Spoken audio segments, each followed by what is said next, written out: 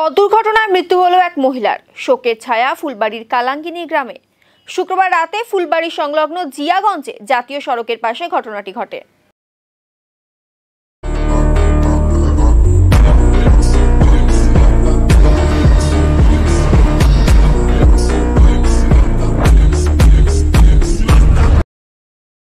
মৃতার নাম সাজিনা বেগম। ফুলবাড়ি ২ নম্বর গ্রাম পঞ্চায়েতের কালাঙ্গিনী গ্রামের বাসিন্দা ছিল সে। জানা গিয়েছে, স্বামী মারা যাওয়ার পর থেকেই মানসিক ভারসাম্য হারিয়ে পথে পথে ঘুরে বেড়াতেন সাজিনা। শুক্রবারেও তিনি বাড়ি থেকে বেরিয়ে যান। রাতে পরিবারের সদস্যরা জানতে পারেন পথ দুর্ঘটনায় মৃত্যু হয়েছে তার। মৃতার ৩ সন্তান রয়েছে। ঘটনা তদন্ত শুরু করেছে পুলিশ। আমার ভাস্তি পাশের বাড়ি, ওই যে জিয়াগঞ্জ মোড়ে বসেছিল, পূর্ণকাল ছোট গাড়ি ওর ঠ্যাঙ্গের উপর দিয়ে চাপা দেওয়ার পরে ও আছাড় খায় পড়ে যাওয়াতে ব্রেনটি লাগাতে মৃত্যু হয় তার। এই ঘটনা 10:30 পৌনে 10টা এই টাইমের মধ্যে। ওখানকার মানুষ ফোন করছিল এবং চিল্লা হাল্লা হচ্ছিল। আমরা তখন যাই দেখি যে ভাস্তিটার ওনার বাবা আছে, 2টা ভাই আছে এবং 2টা মাসুম বাচ্চা আছে।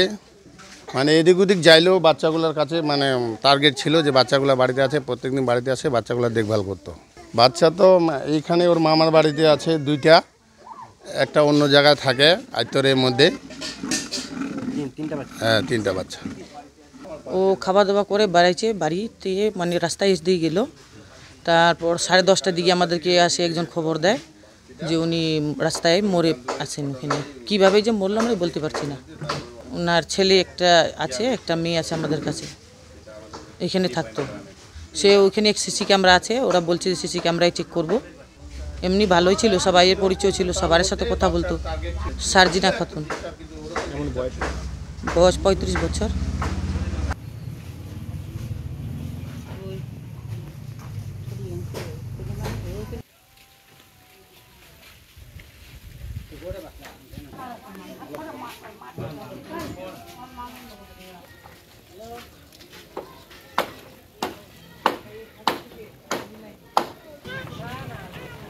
क्या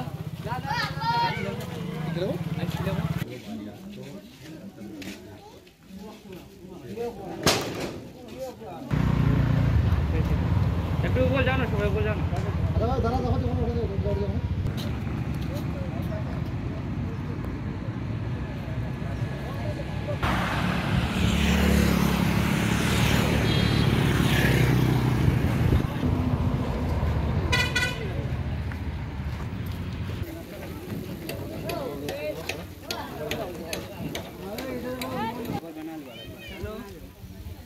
जाएनी तो